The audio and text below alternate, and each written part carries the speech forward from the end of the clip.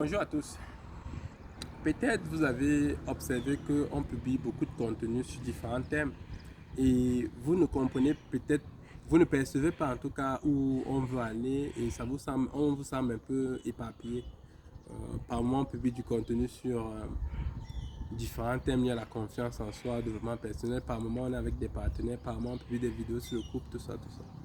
Donc, l'objectif de cette vidéo, c'est de vous donner le cadre général du fil conducteur qui est à la base de nos actions. Premièrement, notre entreprise, l'objectif de GrillageMan, c'est d'aider les gens à s'auto-réaliser. Et on définit l'auto-réalisation comme le fait d'aider les personnes qui ont une douleur très forte et de vouloir réaliser un projet pour laisser s'exprimer une partie d'eux qui ne s'exprime pas depuis, pour leur bien-être et pour ceux des autres. Donc, à la base du désir d'auto-réalisation, il y a une forte douleur. Exemple de douleur, le besoin de créer, le fait d'être sous-estimé ou bien le fait de ne pas être à sa place. Peu importe, les douleurs sont immenses et variées.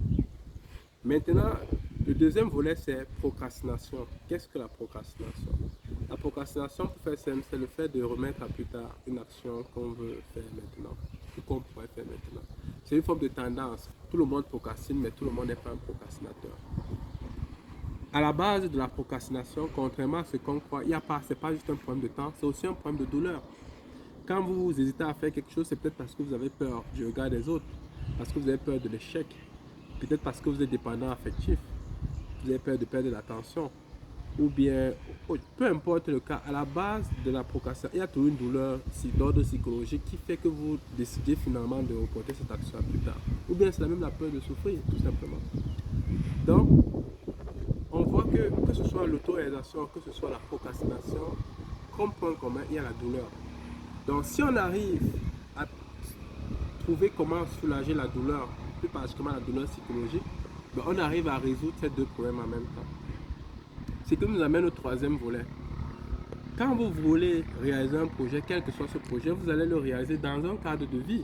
Vous êtes un humain, vous avez une famille, vous avez peut-être un travail, vous avez des amis en tout cas, vous êtes peut-être en couple, peu importe, mais en fait vous êtes dans un cadre de vie avec une vie en société. Donc votre projet est un maillon de cette vie en société. Ça veut dire que quoi, votre projet n'est pas dissocié de votre vie. C'est pas parce que vous décidez d'être entrepreneur que tout à coup vous ne vivez plus ce que les autres vivent. Non. Donc c'est hyper important. Pourquoi? Parce que comme on a vu que c'est la douleur qui est à l'origine et du désir d'auto-réalisation et du fait de procrastiner, quels que soient les événements qui sont susceptibles de produire des douleurs psychologiques autour dans votre vie, ils vont nécessairement influencer votre projet. Si vous êtes peut-être en phase de divorce, vous n'allez pas avancer sur votre projet d'entrepreneuriat comme si de rien n'était. Si vous avez des problèmes avec votre famille, pareil. Si vous avez des problèmes au travail, pareil. Donc c'est pour dire que résoudre les problématiques pour soulager de la douleur psychologique, par exemple dans le couple ou bien au travail, c'est autant d'éléments qui vous permettent d'être OK et de pouvoir mettre cette énergie sur votre projet de réalisation.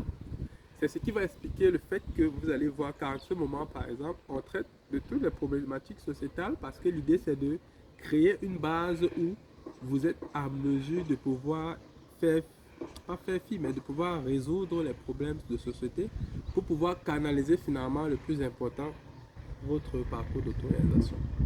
Donc j'espère que cette petite vidéo vous a un peu aiguillé sur le pourquoi on fait les choses et comment on voit les choses. Mais en attendant, je vous souhaite une bonne journée.